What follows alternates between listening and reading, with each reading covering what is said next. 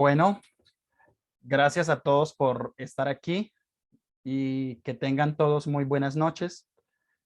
Yo soy Oseas Fuerte Zambrano, teólogo en formación de la FUSBC, y en esta oportunidad voy a compartir con ustedes este, un material que hemos denominado El hombre y la mujer, diseño perfecto de Dios.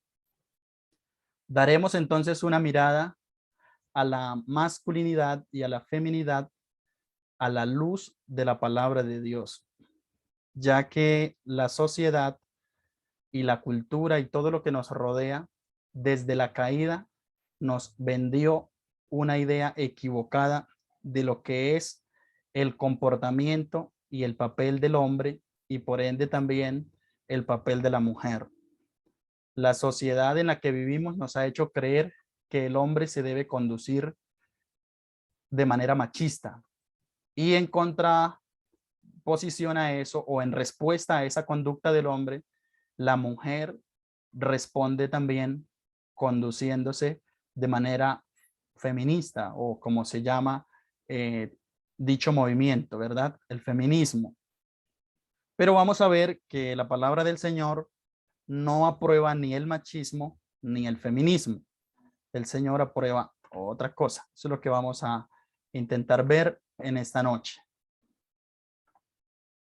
Entonces, la masculinidad es el conjunto de características físicas, psíquicas o morales que se consideran propias del varón o de lo masculino. Esa es la masculinidad. Es lo que debería identificarnos a nosotros. Pero normalmente lo que se ve en el hombre es el machismo. Y el machismo se denomina como una actitud o manera de pensar de quien sostiene que el hombre es por naturaleza superior a la mujer. Bueno, ¿será verdad que eso es así? ¿Será verdad que el hombre es superior a la mujer? El mundo en el que vivimos y la cultura en la que nos hemos creado muchas veces nos ha llevado a pensar eso, que el hombre es superior a la mujer, que el hombre es más importante que la mujer. Pero vamos a mirar a la luz de la palabra del Señor que eso no es verdad, que eso no es así. A continuación, hay algunas características del machismo que quisiéramos señalar y que Dios nos ayude para que si están en alguno de nosotros podamos erradicarlas. Entonces, ellas son: el hombre es el que manda. En muchas culturas, hablemos pues de Colombia, la mujer no tiene la oportunidad de opinar sobre decisiones, sobre negocios, sobre el manejo de los mismos, porque lo que se dice o lo que predomina es que el hombre es el que manda, ¿verdad? Pero eso no es tan correcto. Eso no debe de ser así. El hombre es el que manda, es una actitud machista. El hombre consigue mujer para que lo atiendan. Bueno, hay hombres que su mujer o su esposa tiene que hacer absolutamente todo por ellos, porque ese hombre no tiene la capacidad de atenderse, no tiene la capacidad de hacer cosas básicas o cosas normales que cualquier persona podría hacer.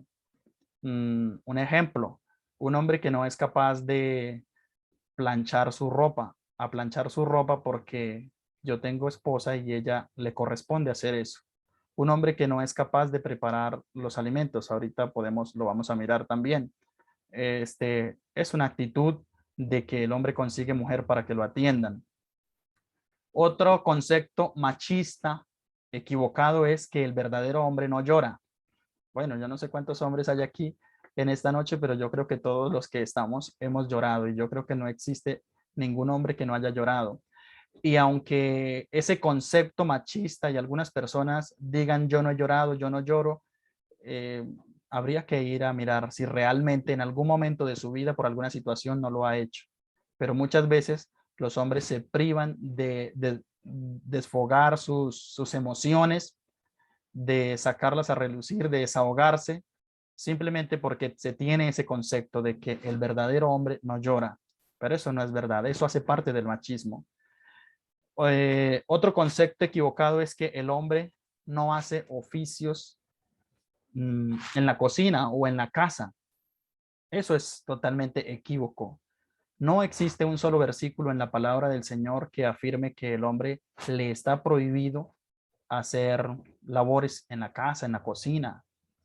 Y durante mucho tiempo se ha visto o se vio, yo creo que las cosas han cambiado mucho, pero aún en muchos lugares, en regiones de nuestro país, continúan esos conceptos machistas de que el hombre no puede o no debe ir a la cocina, no debe hacer labores de casa porque se ve mal visto. Hace muchos años, un hombre que decidiera estudiar para ser chef, era llamado como homosexual, obviamente con otros términos y con otras palabras un poco más ofensivas y agudas, pero ¿dónde dicen los libros? ¿Dónde está la norma que nos afirme que realmente el hombre no puede ir a la cocina o que no puede realizar ninguna tarea de estas? Simplemente son características del machismo. Otras que podemos señalar es, por ejemplo, que el hombre verdadero tiene muchas mujeres y que para ser un verdadero hombre, hay que tener, no se puede conformar con una sola mujer.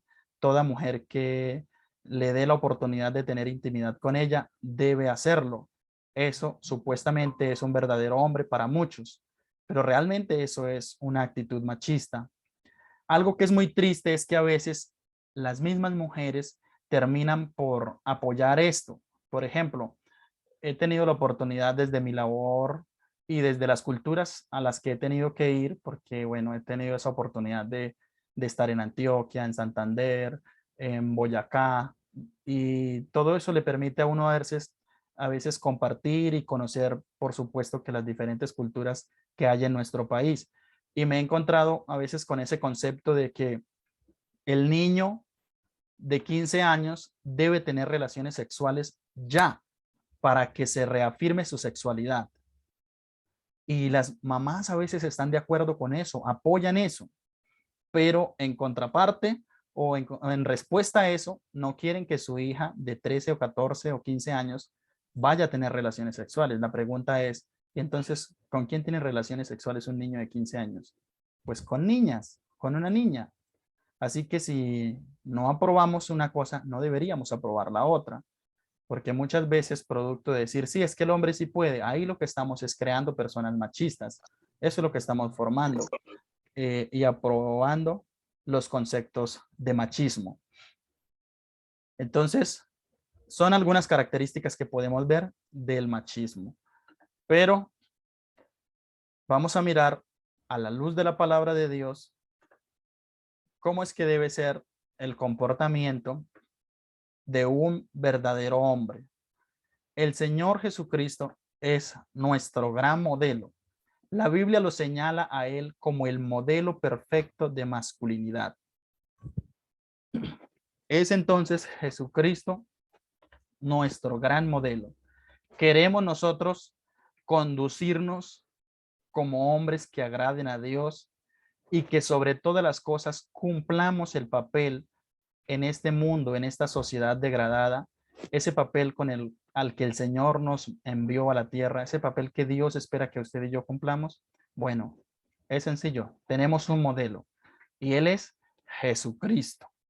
Entonces, el hombre que a veces se cree autosuficiente, que no es capaz de pedir ayuda a su esposa, que no es capaz de pedir ayuda a alguien, sino que, como se dice popularmente, se revienta porque el verdadero hombre no puede pedir ayuda, pues la Biblia me muestra a mí en Mateo capítulo 26, versículos 37 y 38, que el Señor Jesús llegó un momento cuando estuvo tan atribulado que Él le pidió ayuda a los discípulos.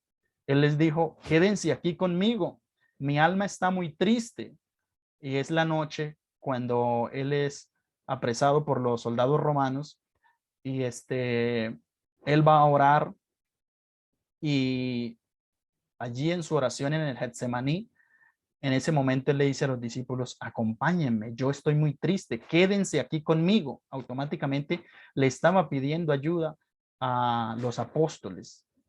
Entonces, si el Señor Jesucristo, siendo Dios, él sintió la necesidad de una compañía, de una ayuda, entonces, ¿por qué nosotros crecemos y tenemos a veces esos conceptos equivocados?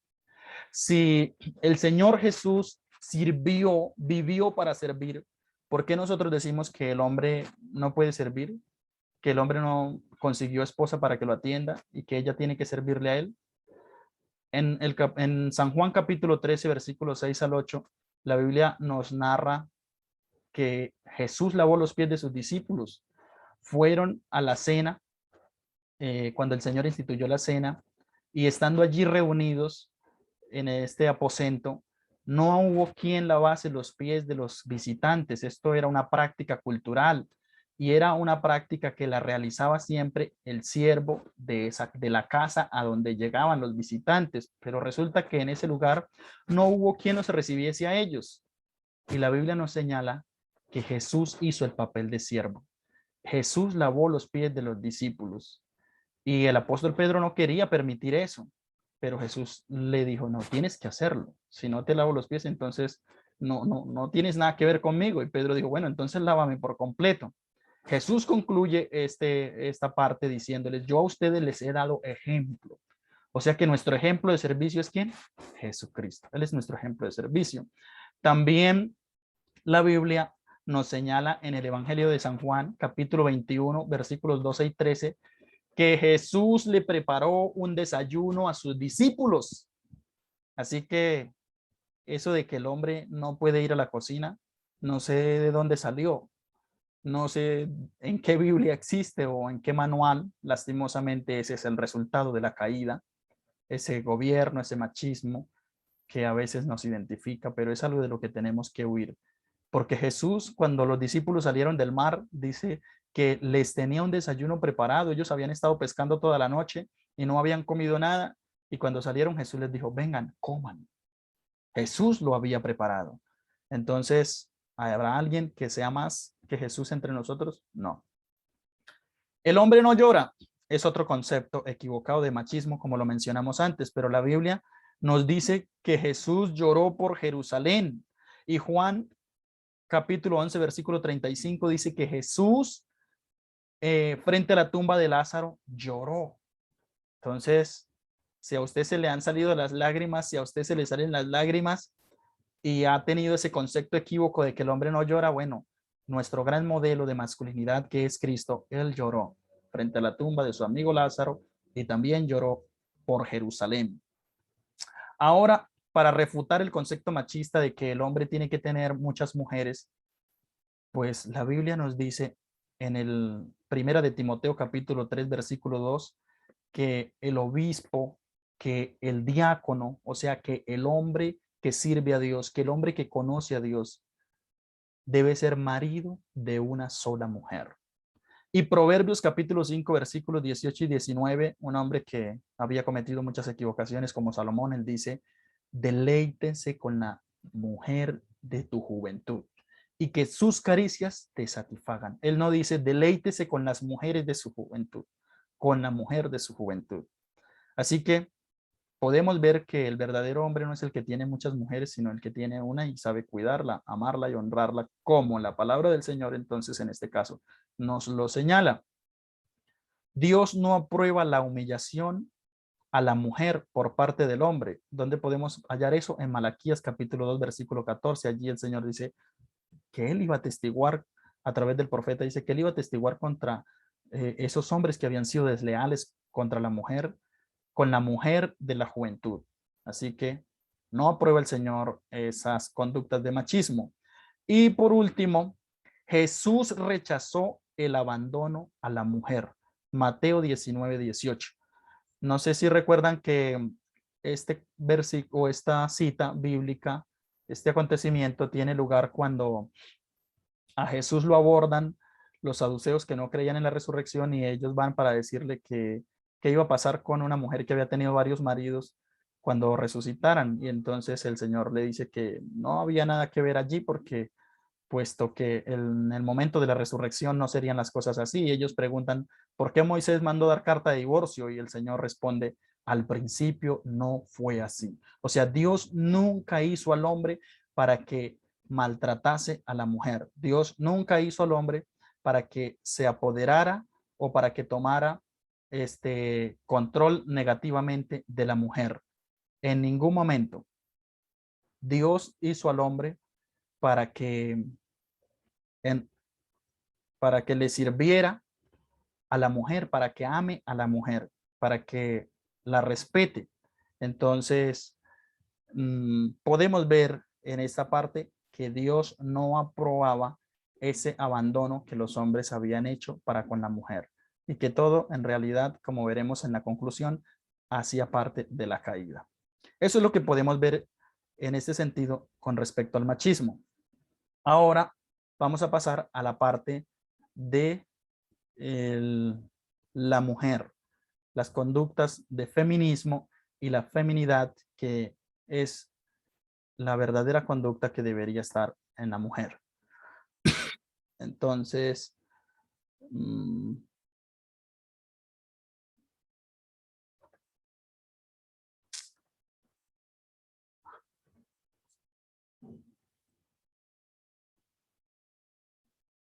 no se me quita esto.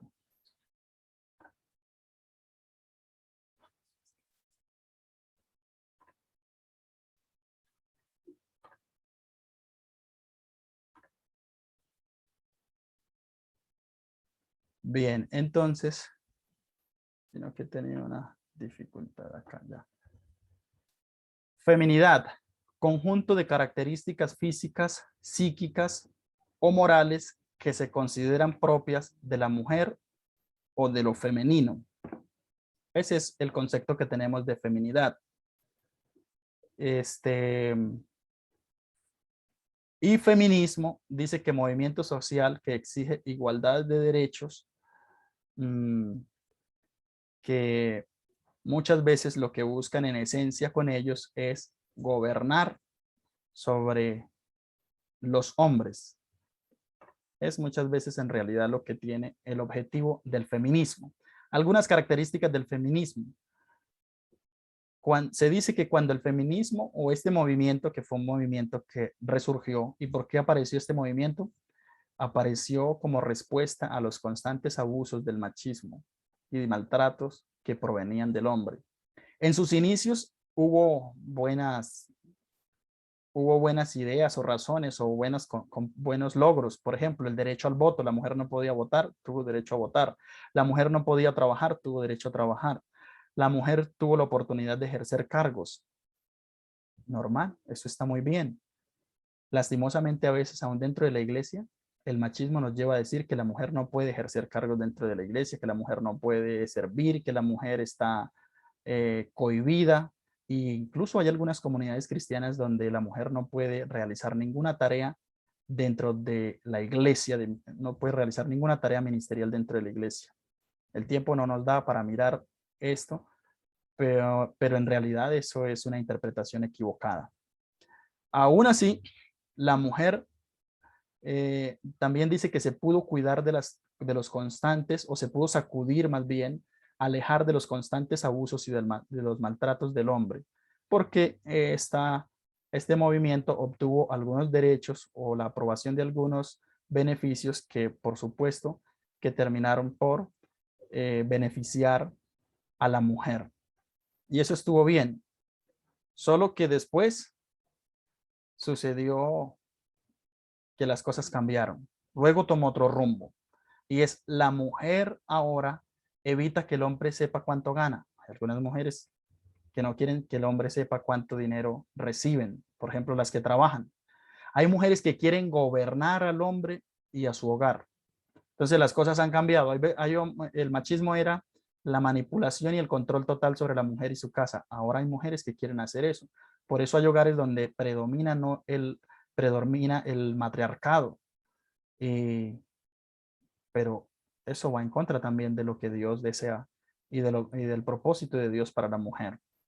La mujer alza la voz. Hay mujeres que en el hogar este, se oye más la voz de ellas que la voz del, no sé, de la televisión, porque tampoco debería ser la voz del hombre. No debería haber gritos por parte de ninguno de los dos. La mujer manipula con lo sexual. ¿Mm? Todo eso hace parte del feminismo. No le dé, no lo atienda, ¿verdad? Y bueno, de eso dependen muchos daños que las familias, los hogares experimentan. La mujer humilla con sus aportes. Bueno, también, cuanto yo, hay algunos posts en las redes sociales que dicen que la mujer ya no necesita al hombre para nada si trabaja y si lleva dinero a la casa. Al igual que el hombre cree que está bien tener varias parejas, la mujer se ha equiparado tristemente en ese mismo pensamiento, en esa misma idea de que está bien tener varias parejas, pero no es así. Y muchas mujeres impulsadas por el feminismo deciden abortar sin tener en cuenta la opinión del papá de ese bebé.